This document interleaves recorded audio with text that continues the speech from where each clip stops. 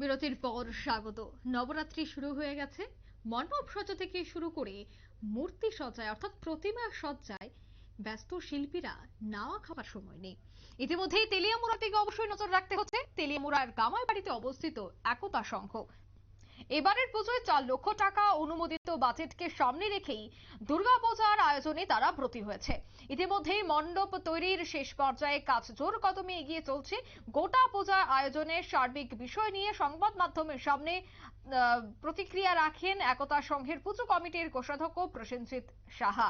মূলত তিনি দাবি করছেন যে এবছর ওনারা উত্তর পূর্বাঞ্চলের 7টি রাজ্যের চিরাচরিত ঐতিহ্য এবং সংস্কৃতিকে ফুটিয়ে তোলার থিমকে সামনে রেখে এগিয়ে চলেছে।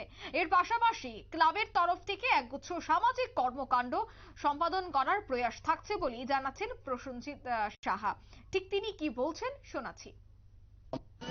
আমরা একতা সংঘ কর্তৃপক্ষের পক্ষ থেকে সমগ্র ত্রিপুরাবাসীর সঙ্গে তেলিয়ামুড়াবাসী এবং আমাদের এই এলাকাবাসীকে জানাই শুভ শারদীয়ার প্রীতি শুভেচ্ছা অভিনন্দন ও ভালোবাসা। আমাদের এবারের ব্লক চমনি একতা সংঘের পূজা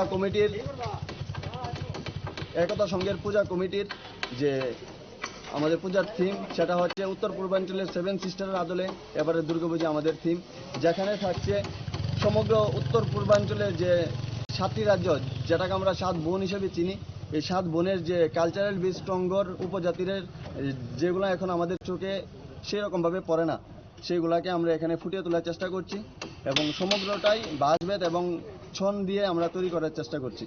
এবং আমাদের এবার বাঁশবেত এবং ছন দিয়েই তৈরি করা হচ্ছে মণ্ডপ। 7 সিস্টারের আদলে তৈরি করা হচ্ছে উত্তর পূর্বাঞ্চলের ঐতিহ্যকে ধরে রেখেই এই পুজো মণ্ডপ তৈরি হচ্ছে। তাই বিন্দুমাত্র সময় নষ্ট না করে এবার কিন্তু করপক্ষ মহকুমা দুঃখিত, এবার কিন্তু তেলিয়ামুড়া গামাইবাড়িতে অবস্থিত একতা সংঘের পুজো দেখতে অবশ্যই ভিড় জমাতে হবে।